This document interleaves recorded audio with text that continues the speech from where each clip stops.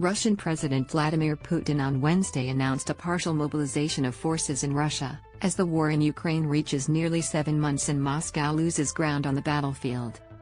Putin's address to the nation comes a day after Russian-controlled regions in eastern and southern Ukraine announced plans to yote on becoming integral parts of Russia.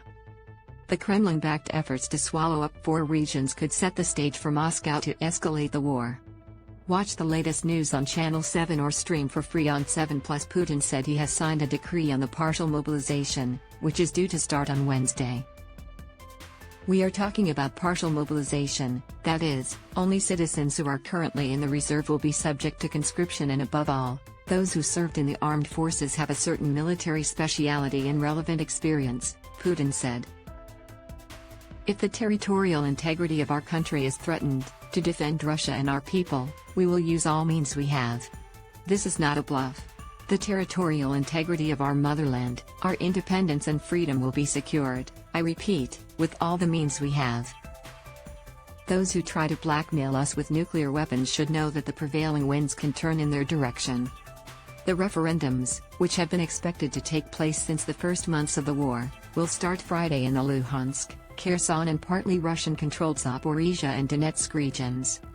Putin said the decision to partially mobilize was fully adequate to the threats we face, namely to protect our homeland, its sovereignty and territorial integrity, to ensure the security of our people and people in the liberated territories.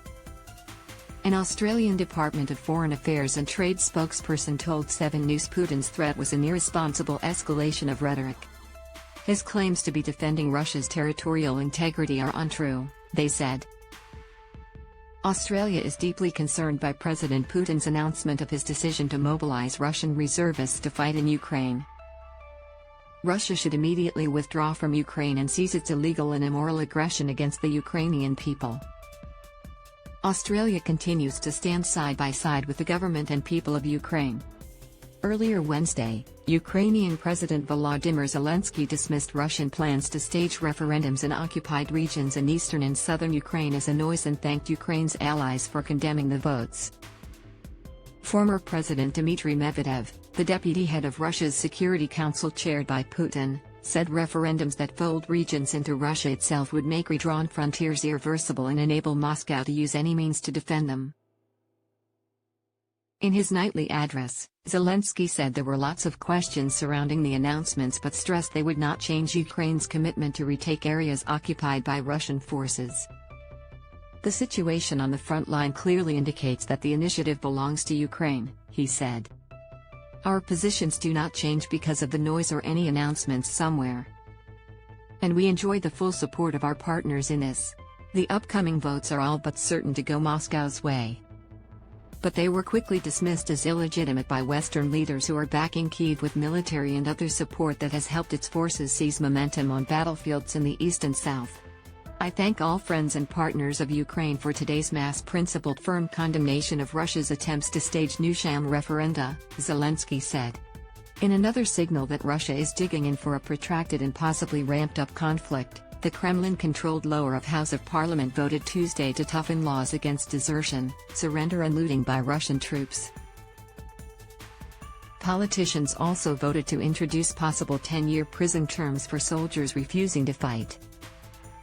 If approved, as expected, by the upper house and then signed by Putin, the legislation would strengthen commanders' hands against failing morale reported among soldiers.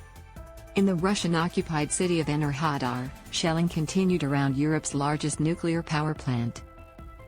Ukrainian energy operator Energoatom said Russian shelling again damaged infrastructure at the Zaporizhia nuclear power plant and briefly forced workers to start 2 diesel generators for emergency power to the cooling pumps for one of the reactors. Such pumps are essential for avoiding a meltdown at a nuclear facility, even though all 6 of the plant's reactors have been shut down. Energoatom said the generators were later switched off as main power was restored. The Zaporizhia nuclear power plant has been a focus for concern for months because of fears that shelling could lead to a radiation leak. Russia and Ukraine blame each other for the shelling, with 7 News.